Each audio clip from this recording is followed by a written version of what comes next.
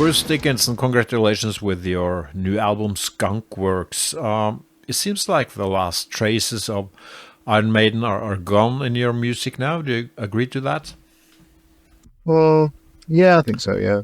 Was that a conscious move or just a natural thing that you went down this different path within the hard rock? Just a natural thing, really. I think I don't think you can do it consciously. You know, it's not my album; it's a band album. The band is called Skunkworks. You know, so it's not a Bruce Dickinson album. Well, it says Bruce Dickinson on the cover. Mm-hmm.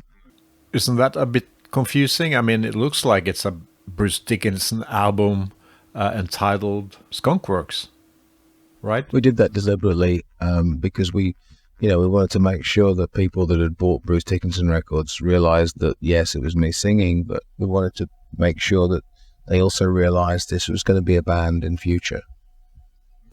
Okay, so the lineup in the band is permanent. That's correct. And the next album will be released as Skunkworks only? Yep. Okay, so what does the name of your new band really mean, Skunkworks? Skunkworks is the title of the Lockheed Martin Advanced Development Corporation. Mm-hmm. And they build sneaky, very fast aeroplanes, like the Stealth Fighter, the Blackbird, the U-2, the F-104 Starfighter, and America's first jet plane, shooting star, Lockheed Shooting Star. They're a pretty incredible aerospace company. So, you've been the singer in Iron Maiden, one of the biggest heavy metal bands ever. When it comes to songwriting, do you feel the pressure was bigger back then when you played in this huge popular band, or is it even bigger now that you are starting kind of all over again with a new band and everyone follows what you're doing? Yeah, there's a bigger pressure because with Maiden, you were writing kind of to a formula. Whether or not the guys in Maiden agree with that or not, that's what's happening. Mm-hmm. The Maiden albums kind of sound the same. And so when you leave a band like that has a dependable following and everything else, then yes, there is a lot of pressure.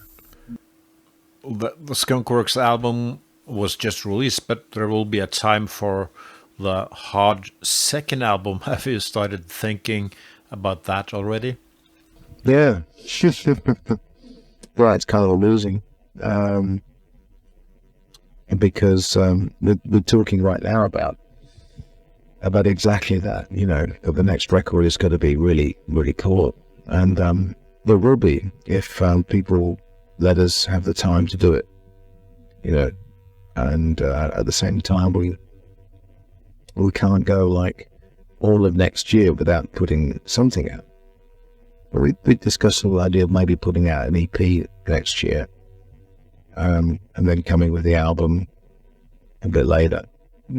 The first time we talked back in 1990, you had just released your debut solo album, Tattooed Millionaire. That's a very different album from what you're doing today with Skunkworks. Do you think you could write an album like Tattooed Millionaire again? No, it wasn't even really a solo record. I didn't take it seriously at all. I mean, anybody can release an album that you don't take seriously. And I wasn't taking that record seriously. If I was taking it seriously to release a solo record, I'd have left the band. There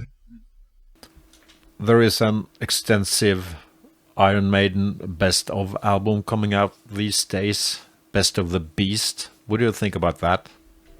They're kind of cool, actually. It's a really good item. I'd buy them if I had to buy Maiden records, I'd buy them because they're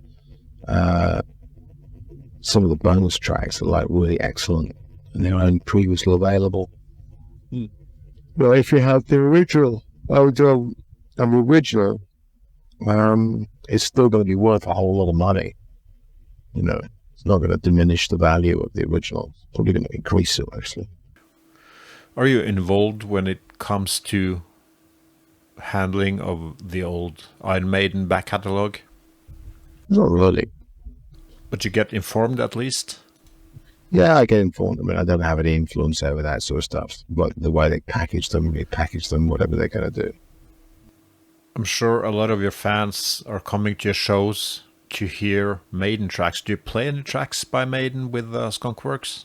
Funnily enough, we just started